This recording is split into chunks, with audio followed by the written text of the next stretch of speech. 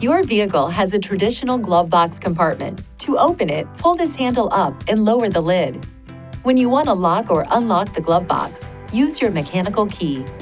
For the safety of your glove box contents, the intelligent key cannot be used to unlock the glove box.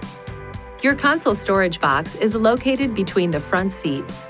To open the console box, pull up on the latch and open the lid. There are cup holders and bottle holders located conveniently in the center console and the rear seat armrest. The sunglasses holder is opened by a push and release motion. There are storage bins located underneath the rear seats in both King and Crew Cab models. To access these bins, fold the rear bench or jump seats up.